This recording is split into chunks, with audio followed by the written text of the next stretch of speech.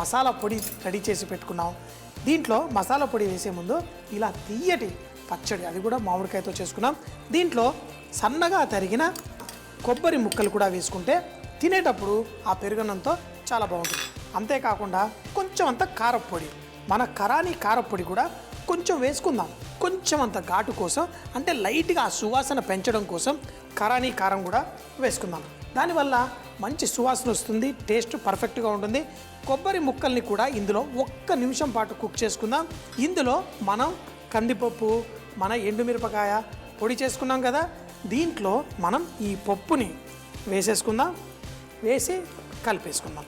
అయితే మరీ ఎక్కువగా మనం చూసుకోవాలి, ఇది చల్లారిన తర్వాత బెల్లం బాగా అయిపోయింది అనుకోండి, గట్టిగా అవ్వకూడదు. సో మరి ఈ విధంగా ఇందులో వేసి ఇప్పుడు దీన్ని స్టవ్ కట్టేసి మనం చల్లార్చుకొని తర్వాత పెరుగన్నంతో పాటు ఆ ముక్కలు వేసుకొని తింటుంటే నా సామిరంగా అదిరిపోయే టేస్ట్. ఇది ఒక గ్లాస్ బౌల్లో వేసుకొని ఫ్రిడ్జ్లో పెట్టుకొని 1 నెల పాటు చక్కగా ఒక రోజుకు 1 ముక్క పెరుగన్నంతో తింటే అది తింటేనే తెలుస్తుంది.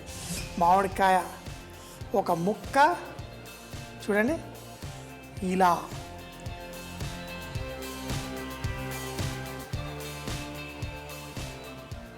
ఇప్పుడు దీన్ని ఆ పెరుగన్నంతో పాటు తింటే, పెరుగన్నంతో కొంచెం తీయగా తినడం మనందరికీ అలవాటే, కానీ ఆ పెరుగన్నంతో కొంచెం పులుపు, తీపి, కొంచెం ఘాటు అన్నీ కలిపిన మన ఈ చట్నీ మామిడికాయ మరి ఒక్కొక్క ముక్కలో భలే అద్భుతమైన రుచి. పెరుగన్నము, ఈ ఘాటు అన్నీ కలుపుకొని తింటే భలే టేస్టీగా ఉంటుంది.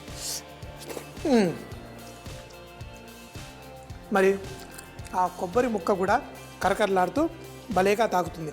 ఈ మామిడికాయ కూడా హాట్గా ఉంది. మరి ఫ్రిడ్జ్లో పెట్టుకొని ఇందులో కారం అవన్నీ వేయడం వల్ల కూడా దీనికి మంచి టేస్ట్ వచ్చింది. మామిడికాయ లోపల సాఫ్ట్గా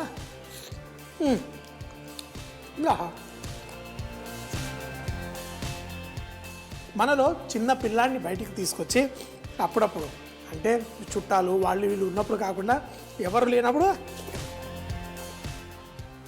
తిని ఈ మామిడికాయ ముక్కల్ని ఎంజాయ్ చేసుకుంటూ చూడండి చక్కగా సాఫ్ట్గా స్వీట్ మ్యాంగో పచ్చడి. పెరుగన్నంతో తినడం కోసం ఈ స్వీట్ మ్యాంగో పచ్చడి తయారు చేసుకోవడానికి ముందుగా స్టవ్ పై ప్యాన్ పెట్టి ఎండుమిరపకాయలు, కందిపప్పు వేయించుకొని దాన్ని మిక్సీ జార్లో బరకగా పొడి చేసి పెట్టుకోవాలి. తర్వాత నూనె వేసి ఆవాలు చిటపట్లాడిన తర్వాత ఎండుమిరపకాయ వేసి దాంతో పాటు కరివేపాకు అలాగే మామిడికాయ ముక్కలు కూడా వేసి చక్కగా కొంచెం సేపు వేగనివ్వాలి. తర్వాత కొన్ని నీళ్లు పోసి దాన్ని ఉడకపెట్టుకోవాలి. బెల్లం కూడా వేసి చక్కగా మరగనివ్వాలి. ఎప్పుడైతే మామిడికాయ ముక్కలు సాఫ్ట్ గా కుక్ అవుతాయో దాంట్లో కొబ్బరి ముక్కలు, చిన్న కొబ్బరి ముక్కలు కూడా వేసి కొంచెం కారం అలాగే ముందుగా గ్రైండ్ చేసి పెట్టుకున్న మసాలా పొడి కూడా వేసి కుక్ చేసుకోవాలి. దీన్ని చల్లారిన తర్వాత పెరుగన్నంతో తింటే చాలా చాలా బాగుంటుంది.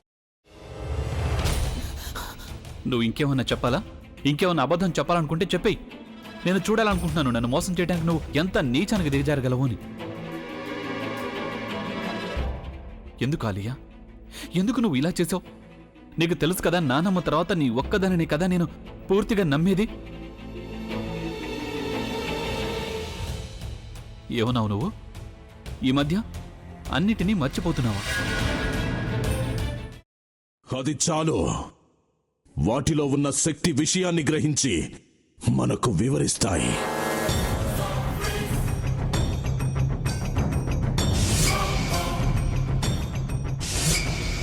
ఎవరు ఆ దండ విప్పొద్దు, గది తలుపులు తెరవద్దు.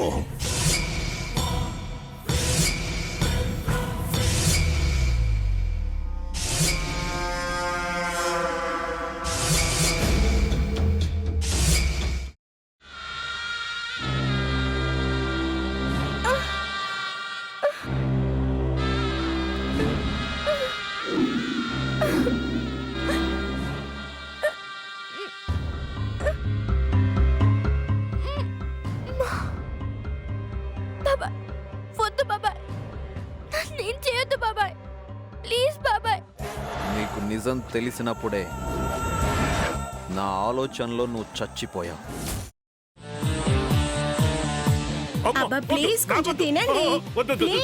భీమారావు గారు, మీరా? ఇగో మీరా కాదు సక్కుబాయ్. అవును, మీ పనామే లేచిపోయిందని చెప్పి కంప్లైంట్ ఇచ్చినావు కదా. రేయ్, ఆయన కంప్లైంట్ ఇచ్చింది లేచిపోయిందని కాదు, కనిపించడం లేదు అని. అచ్చా, అట్లానా? సరే మేడం. ఇడియట్. ఆ వంట మనిషి పేరేంటన్నారు? రత్తాలు మేడం. ఏం పెద్ద మంచి, నీ వంట మంచిని కూడా మేడం అని పిలుస్తావా? రేయ్ హాఫ్ బ్రెయిన్,